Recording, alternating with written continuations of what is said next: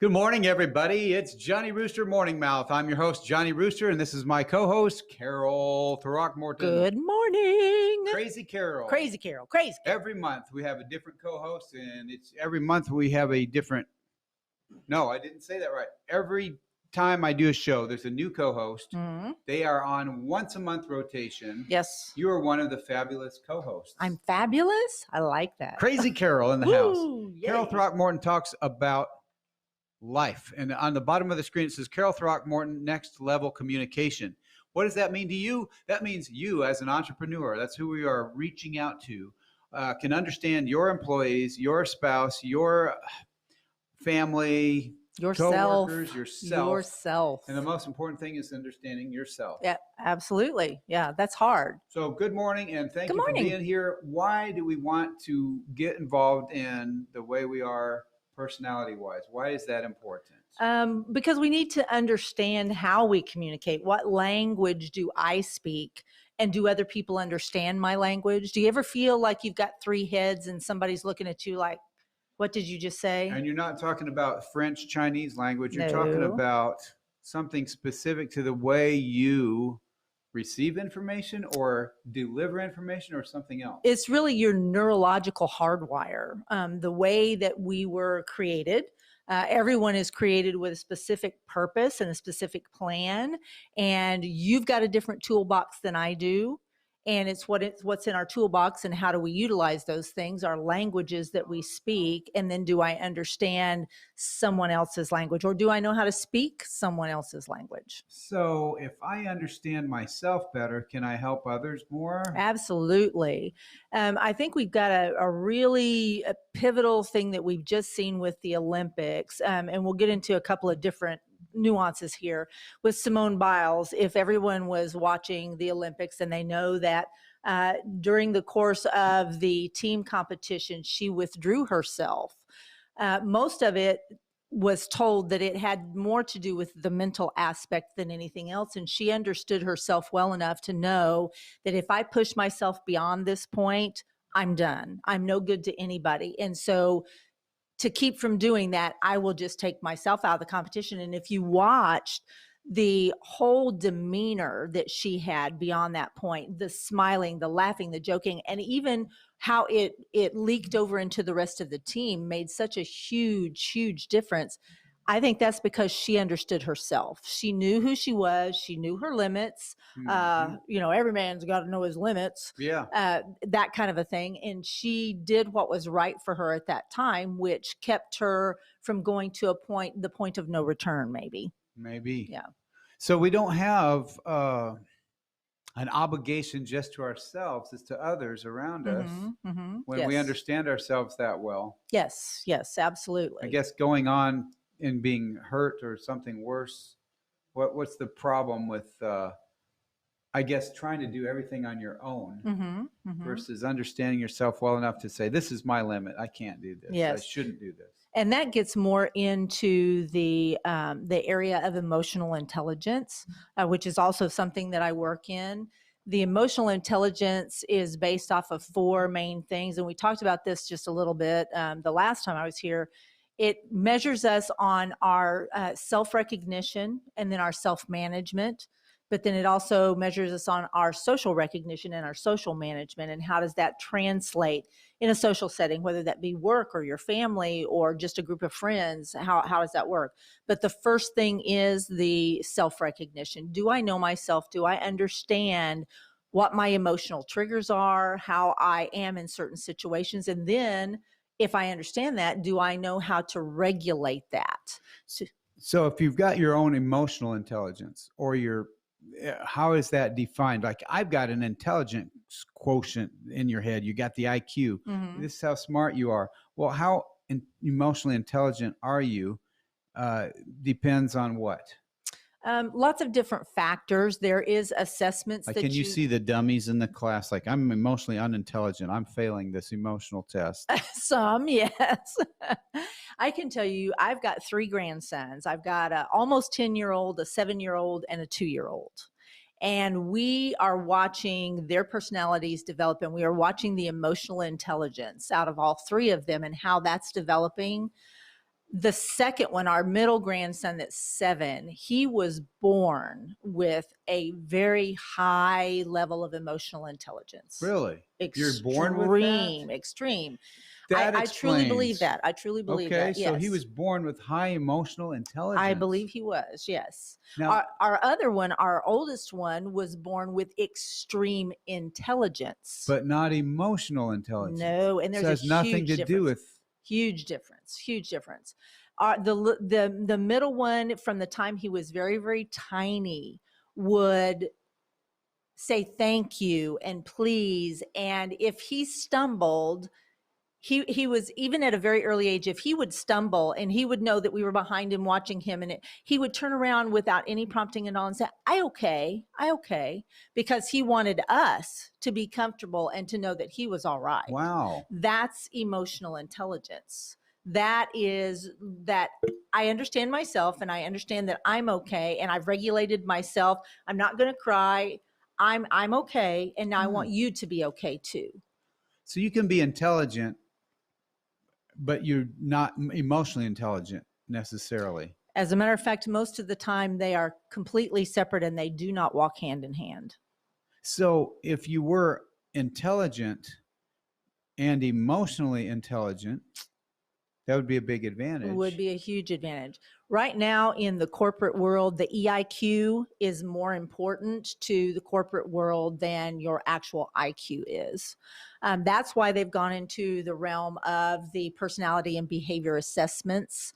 When they're hiring, when they are onboarding, when they are team building, they work in those areas because those two walk hand in hand with each other. Okay, so we're throwing a lot at you, but emotional intelligence, EIQ, is more important in the corporate or the business world Yes. than intelligence. Yes. Yes. So that's the ability. How would you describe emotional intelligence in the workforce? The ability, first of all, to understand myself and how I am under stressors, under deadlines, under the pressure. How do I work and how does it affect me? And then what do I do about that? Now, how do I work in the team? Okay. How do I work with all of that? And can I recognize and understand when there's stress in the team? And then what do I do to regulate that? Not that it falls solely on my shoulders, but it's what is my part? How do I play into all of that to level things out? That's good. I'm thinking about a work situation that I have, and I deliver pizzas on the side. Mm-hmm. So I know that there's somebody's behind it. It happened yesterday, and I knew that there's going to be some other people that would not respond this way because they have a different approach. Mm-hmm. But the one that's more stressed out in a situation in a negative way, Mm-hmm. you make accommodations for that in different ways. Mm-hmm. You just jump in and fill in the gaps Mm-hmm. Yes. to make the whole process come out. Yes, absolutely. But you had to recognize that Yes. first. And others that wouldn't recognize. So I was impressed with my own emotional intelligence Very good. in that setting. Yeah. Because I was going to describe myself as having trouble with emotional intelligence, and then you were talking about it. Mm-hmm. I'm thinking, no, I really do have emotional intelligence. I am aware. Why is it that I'm emotionally intelligent? You might ask yourself this if you're watching. Why am I emotionally stable at work and unstable with family relationships? I think familiarity and comfort level drives us to the point of not being present all the time. When you're with your family, you're so comfortable, you're in the zone. A lot of times you're just in your own head. You're not paying attention to what else is going on in the family relationship. And so I don't think that we're as connected sometimes as we should be. We know at our jobs we have to be. We know that. Well, I was just going to say I thought you'd say, hey, you don't get paid to be around your family. Well, that's true. So it's not that's like true. you're on the clock on your family. So, That's but true. being aware at work Yeah. doesn't translate to being aware at home. No. But we could be aware at home of Mhm. our emotional intelligence. Mm-hmm. Are you able to understand yourself well enough to realize when you are unreasonable? Yes, I absolutely know when Yeah. I'm. Yeah. But I know that, but I don't find myself willing or capable of understanding how to get away from being unreasonable in the moment. And that's where the self-regulation part comes in. Now I need help with see, I'm like in an auto mechanic shop. Mm-hmm. Last night I went to my mechanic and got some things tuned up. Mm-hmm. He found a $5 cap for my Freon leak. Mm-hmm. And there was a $50 Motorcraft built one, the exact same thing for only $50. Mm-hmm. Mm-hmm. So there's $5 here and $50 here and the same fix. Yep. Yep. The one that cost the most did no more Than the $5. than the $5 one. So right. I was in there with a $5 fix. Mm-hmm. Mm-hmm. And I got a $50 problem solved. Yep. Yep. Now, I don't know how to do that. And I'm asking you, you're saying something more. So if you're listening, pay close attention, because we went from emotional intelligence to, what did you call it? You're analyzing something. Oh, your self-regulation. Self-regulating. Or maintenance, self-maintenance. Yes. Now I'm into the maintenance side. Mm-hmm. Mm-hmm. And I was talking to you, and I'm going to break this down so that everybody can follow. I'm talking to you about, I'm emotionally intelligent at work. Mm-hmm. I can assess the situation with a coworker that's stressed out and make accommodations and make it work just right, because I'm aware. Right. I'm not just getting in that person's space and making it worse. Right. So I'm helping. Yes. Okay. But at home, I wasn't that helpful. Right. Everything went wrong and I reacted, and I found myself, I'm not able to assess. I'm unreasonable. Mm-hmm. I'm angry or unreasonable. And I don't know how to make that adjustment, that maintenance, that tuning. Right. Okay. But you have all the fancy words. You're the doctor in the house. Wow. You're the Lucy. I'm just sitting here being Are you Linus. Ethel? I'm talking about on the Peanuts cartoon where she says the doctor See, is I'm going in. to Lucy No, it's now. okay. Yeah, Lucy, I don't know if she'd help. She's funny though. Yes, she does. But if you think about it, Lucy on the Peanuts cartoon says the doctor is in. Yes, She's ready to help. Yes, yes. And Charlie Brown needs help. So Yes. he's sitting down in the patient's chair and he's putting in the nickel. Yep. He really needs the help. I'm putting in my nickel. Okay. And I got to know, how can I fine tune my attitude when I know I'm unreasonable? Okay. And I can't step away from it. And I find myself chastising myself later, saying, why did Right. I do that? Right. Why didn't And I so see the that audience and is stop myself? doing this. I know there's people watching Okay. that feel that way. Like, why am I unreasonable with my family? I know better. Okay. Here is one little tip. If you can get with your family members, the ones that you're the closest to, that you're with most of the time, that you feel yourself doing this with, and say, let's establish some secret words, maybe. So let's say you're talking to your wife and you say, when I go to this place, sometimes I can't see it in myself. Let's establish a word that when you see me going there, you just say, or a phrase, you will say this to me, and it will automatically trigger that up. I just went there. Could the and now word I be know- moron? Maybe that's what it is. Yes, yes. Hey, ding-a-ling. So it's just a code word. Just a code word. And that actually is a therapy. That is something that you're taught sometimes when you're doing anger management and therapy, to go through those words or phrases, something that the other person can write. And that's part of social recognition as well. I'm seeing it in someone else. Here's how I can help you with that. But okay, so social recognition, folks, is being aware of what somebody needs. Mm-hmm. But it's not appropriate to correct that in a Mhm. certain moment. Right, right. Now, I see that. I've got a lot of that. I'm able to associate what's wrong with somebody else. What do they need to adjust? Mhm. Not what's wrong with, but what do they Right. need to adjust? But I can't discreetly say that. Yes. I don't yes. have the code word for them, and we didn't work this out in Right, advance. Right. What do you do in those situations? I'm jumping over to that a little because, That's where you Ooh. need to step. You're going to have to step back. yeah, When you see the other person, or here's something for yourself as well. When you feel yourself going to that place, or you see someone else going to that place, you just need to say, hey, can we take just about 5 minutes and step back from this? I'm just going to go over here in this other room. You do whatever you need to do. And that is one of those things you need to release anger that's in the moment. If that's what's causing this, if you have anger, you need to know how you release that. And most of the time that you need to release it physically somehow, some way, because your muscle memory does send a signal to your brain that says this is attached to this particular feeling and I have to get rid of it somehow. So if you do something physical, but it has to be it has to be a pretty strong physical thing. Yes. So if you kick, if you hit, if you scream, if you whatever that needs to be, you attach it in your mind to that action that you're getting ready to do, and do it, and then your brain says, okay, I'm done with that now, we can move on. So just little things like that, knowing yourself, knowing the person, but honestly knowing, you got to know when to hold them, you got to know when to fold them. You knew I was going there, didn't you? Know when to walk away. Know when to walk away. That's right. Know when to run. You got to know. You got to know. Knowing is half the battle. Isn't that what G.I. Joe says? That's it. So you've got to know that, and then you've got to say, hey, let's step back for just a minute. Excuse me, I'm sorry.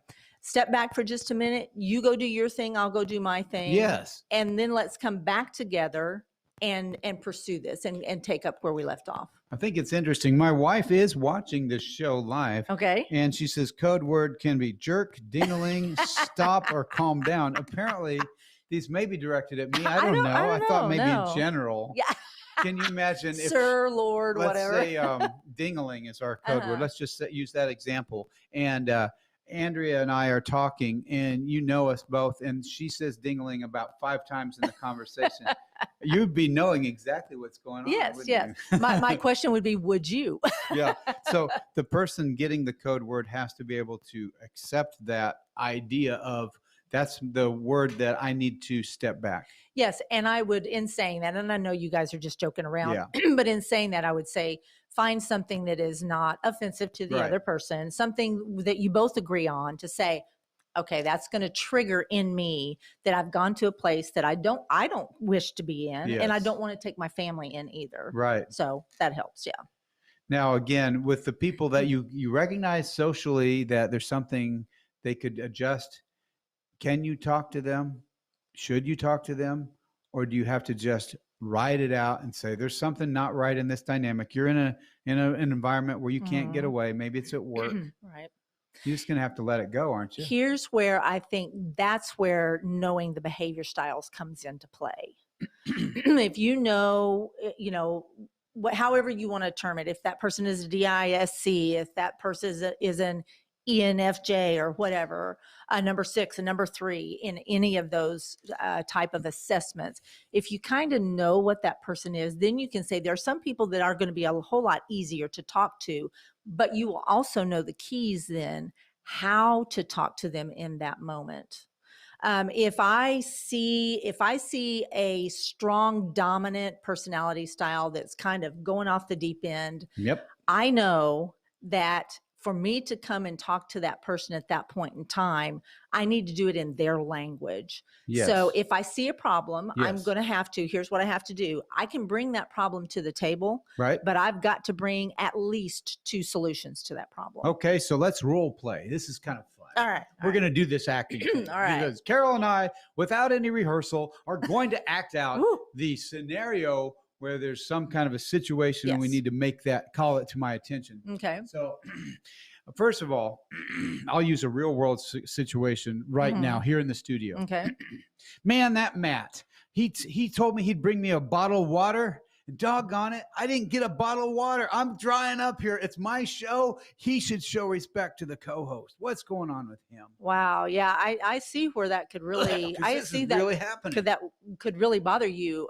First of all, could I go get you a bottle? I would love to do that for you. That's not your job. You don't have to do that. And you're right. And I do think that is a problem. And I know that you needed the water so that we could continue this. I just kind of wonder, do you think maybe that Matt got busy doing something, or maybe someone pulled him away from Why that? is he always so busy and he can't even take time for me? This is ridiculous. It every can day. Be. Oh, look, there. Oh, somebody just we killed the rooster. The rooster got a bottle of water. We killed the rooster. So if thank you. That was great. Good timing. So if somebody's going on like that, but you're still continuing, I'm saying, well, he's always doing that. I would have. It would have been okay, but the first few times, but now it's ridiculous. Right. And especially when someone is ragging on someone else, that's kind of goes into, that's where the emotional intelligence comes into play.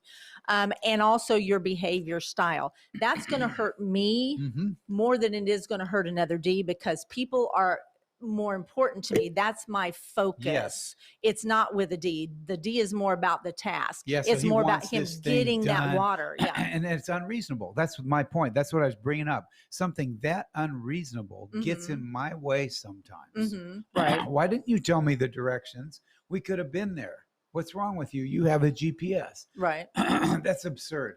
Sure. So there again, taking it back to that D, like I said, there's a problem. You've laid the problem out on the table. Are there solutions? I presented you one solution. I could go get a bottle. Yeah, you were. I could go get a bottle of water for you. Yes. You know, then you turned it. So it's you're like, okay, wow. You know, I wasn't even. That wasn't the point. I wanted to rip on some. Why did I want to do that? Because he did not meet your expectations. Yes. Okay. It's all about expectations. And again, I don't care if Matt brought the water or not in reality. Sure. But if it was a thing. Yes. Because it is a thing. For a lot of you guys out there, or ladies, you're watching and you understand that in your own family or your own work, you're upset about something that really isn't that important. You can go get the water yourself. So here's the thing. Let's go to the root of that. Was it really about him not bringing you back water? What was it really about? What was it really about? Is it about my need? I don't know. Is it about number one, if you're that high D person? Yeah. I told you to do something. I gave you a command. I was in control and you didn't do it. Something I can relate to as a high D person is I don't want people to disrespect what I say because I feel like I show them respect. Why can't they show me respect? Right. I would do it right away. Why can't they? Sure. I would be quick to get it done. Why can't they? You see how much energy I have for that? Yes, I do. And but that makes no sense to somebody else who says, you're doing this all. This is not the way we do things. Exactly. Why do we have to explain everything? Why can't we just do it? And we'll figure out the details later. Right. Because the job is done. That's more important than the details. See how I'm talking? Okay, but here's where we go to the emotional intelligence. You're that high D personality. You need to understand that about yourself. I can't do that for you. Nobody else can do that for you. You need to understand that about yourself. And when you see and feel yourself going to that place, no one can stop you but you. You have to self-regulate. You have to back it up. You have to say, you know what? Yes, I'm not giving the benefit of the doubt. I don't know what happened. Something caught him off task. I'm not going to blame him for that. I'm not going to place blame. This is your response to that. That's unreasonable. Yes, because once again, I can give you tools and information all day long. Yes. A doctor can give you medicine all day long. If you don't take that medicine, it's not going to do you any good. Yeah. If I can give you all the information that you need all day long, if you're not going to utilize that, it's not going to do you any good. You are the only one. You only have control over yourself. You have no control over him or what he did. You have no control over that bottle of water. You have no control about anything but you. That is where the self-management, the self-regulation, and the emotional intelligence comes into play. Okay, so we're talking to Carol Throckmorton. My name is Johnny Rooster. I'm the host of The Morning Mouth. We're here on Axe Media Group, AMG Broadcasting on YouTube, Axe Media Group on Facebook. Carol Throckmorton is with Next Level Communication, and that explains different aspects of emotional intelligence, how to use that in your daily life and get better prepared to communicate with other people. I had also wanted to talk about where we're on an obligation to help people, but we can't help people until we help ourselves. And I'm becoming self-aware that I've got this unreasonable part. And if that's the case, then you've got to be able to translate that to other people and help them understand it. But if you're being reasonable, like my wife often is reasonable about my unreasonable, and that would diffuse my unreasonable quickly. If they stand up to it, then I want to be more unreasonable. Yes. Which is not reasonable. Well, I do not like that. Yes, Sam, I am. Yes. I do not like green eggs and ham. Exactly. I do not like that about me. Yes. You do not like that. And I see. And I can see. Yeah, we'll talk like that the whole time. Andrea says, we are not all the same personality. We don't all react to the same in the same situation. Learn your behavior style. Learn the behavior style of those close to you and take a personality test online. Yeah. Absolutely. You are in control of yourself. You need to follow the proper steps that are for you. I think she's channeling what we're saying so that Mhm. people can read it Yes. in the dialogue. Yeah. And I I appreciate want the audience to know what next level communication can do Mhm. specifically. Okay. What services do you offer? Okay. I offer assessments. They're right up there. You can say hi to the camera now. I offer assessments in several different modalities. So I can give you an assessment in the DISC, personality and behavior styles. I can give you an assessment in something called motivators, which tracks the 7 motivators in your life, which causes you to react and do some of the things that you do. And also I can give assessments in emotional intelligence, which once again goes to those 4 different stanchions that we're talking about: your self recognition, your self management, your social recognition, and your social management.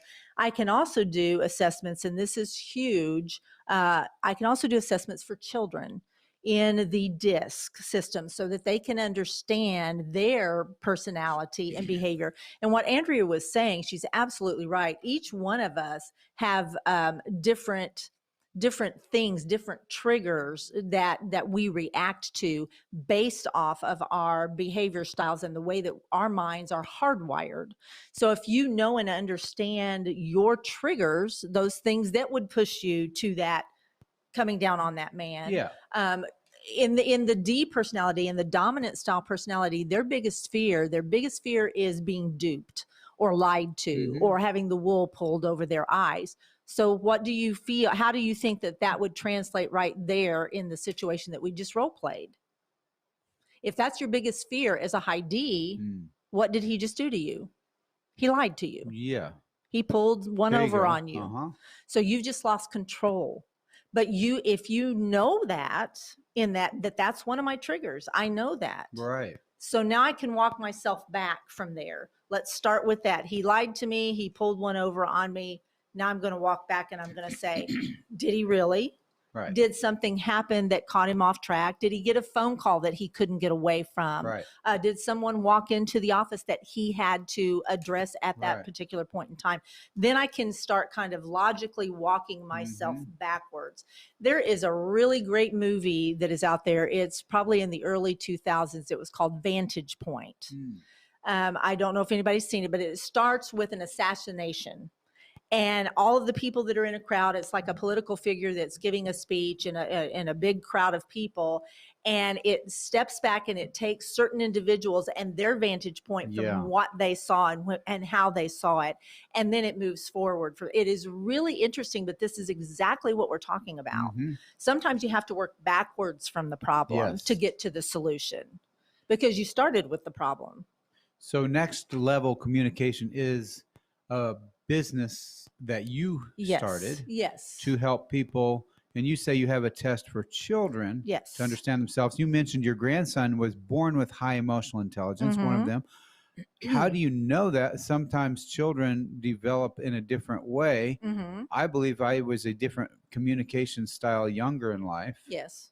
So how do you know you're born with high emotional intelligence? I'm basing it off of his actions and the things that I see in him that would say really to me. Self-aware. He wants others to understand him. Yes, and he's very emotionally connected to another person. Wow. When we talked to him at 7, we had this conversation just recently about we had them for the day. We were going to go someplace. What do you want to do? And he would say, I don't care. I just want us to be together and have fun. Wow. So, and that's at 7. Actually, that was at 6 when he would say that. Yeah, I've seen that in some other children where they really are able to articulate what they're feeling. Yeah. But in most, it's a selfish, even older people, a selfish unwillingness to concede. Yeah. Right. Really odd. Right. Both ends of that spectrum are very startling. Yes. And my husband and I have talked about this, and I can say now we don't know that much about the 2-year-old yet. He is developing and we see some tendencies in him. But if I would have to pick out of those 3 boys, which one of them could become a millionaire, I would say it would be that middle one because he is so emotionally connected to the world around him. He's very aware of the world around him. Wow. And how things are functioning and how they go. Now, I spoke yesterday with a friend of mine who's late 30s, maybe early 40s. I don't remember. But we were talking about this, and I told her, I said, I think that if you took the emotional intelligence test, you would probably rank very, very high. And she said, well, she said, part of that may be because I've had to be emotionally aware from the age of 4, because she was from a very dysfunctional family, and she was appointed at a very early age as the caretaker for a sister, for a mother and a father. So hers was not necessarily that. I'm sure some of it was part of that natural, but her surroundings and her, atmosphere that she was in kind of forced and facilitated and nurtured that in her as well. Right. Which that's very much possible. What comes with your background. So what do people do? They have a little jar and they throw in 5 cents and you put the sign out, or how do you get paid for your services? What do you offer specifically? Okay. I do, my basic package is this. I came in with some broken intelligence. It's emotional intelligence. It's really hard to come in define. limping. Yes, it is. I'm limping with my emotional intelligence. Yes, it is. So they come to you with what kind of situation? What are you saying? First of all, they're going to come to me and say, hey, I'm having some issues. Now, if it's a business, let's say we have a business owner and they're saying, I'm seeing my team is not functioning correctly. They're a dysfunctional team. They're not a cohesive team. I'm trying to build. I have a goal and an ideal in my mind of what this team needs to be, and we are not there. How do we get there? And it all has to do with communication. So that business owner is going to come to me. I'm going to put together a package of assessments and then also coaching that goes along with that. There's a large report that comes to each individual and also to myself when they do the assessments, and then we sit down and we walk through all of that kind of stuff. A lot of corporations do the testing, they never follow through with the coaching. Makes no sense at all. Because they just want to do a test and get it over with and be all better. Yeah, and you've just wasted your money. Yeah. You've just wasted your money. An individual is going to come to me and say, you know what?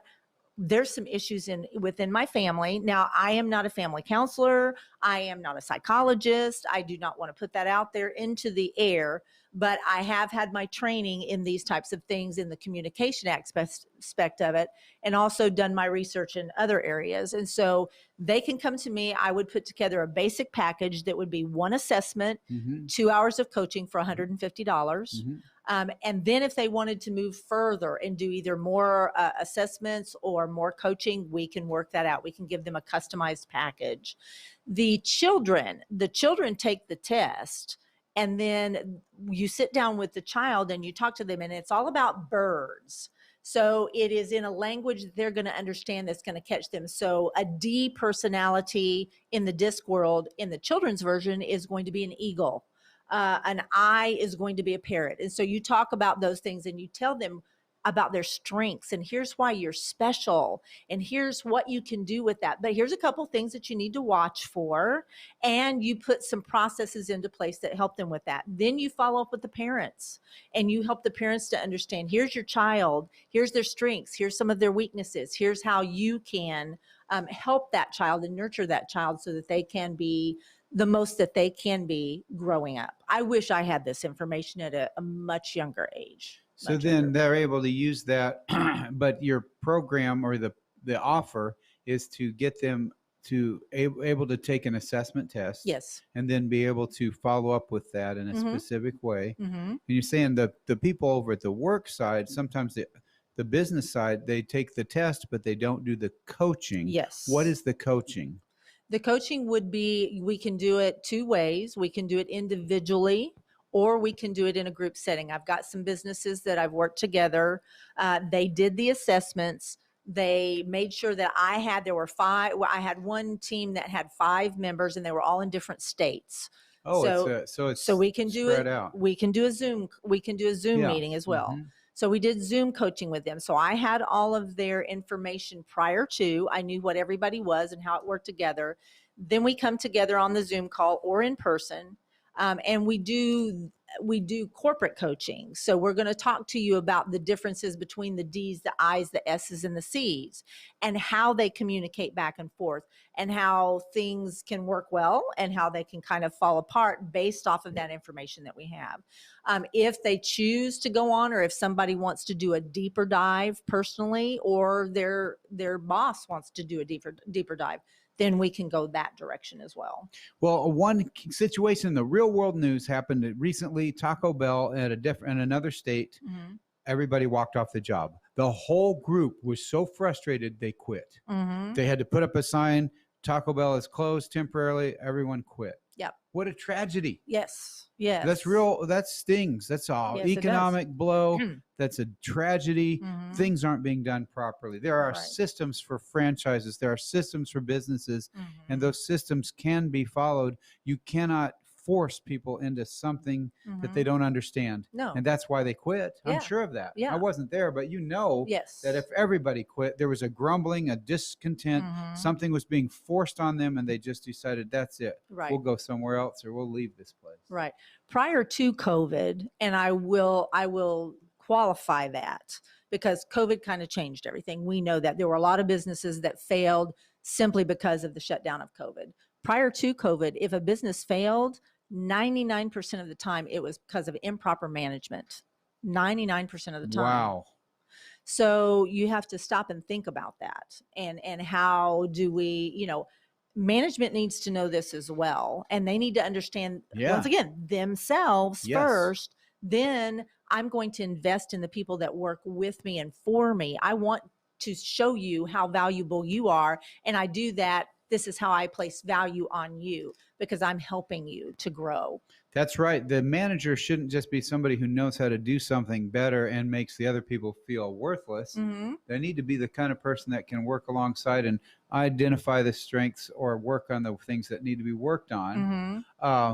The DISC, as we're wrapping up, it Mhm. stands for, it's an acronym. So go ahead and just. Well, DISC is they're the 4 personality types. The D's are the dominance. Dominant. The I's are the influential. Influential. The S's are the steady. Steady. And the C's are the cautious. Cautious. So if we had that up on the screen, it'd be. Yeah. Now, you talked about D for domineering, Mhm. more dominant.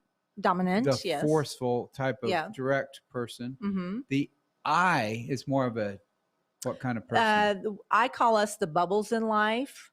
We're pretty, we're fun to play with, but we pop very easily and we leave a big mess when we pop.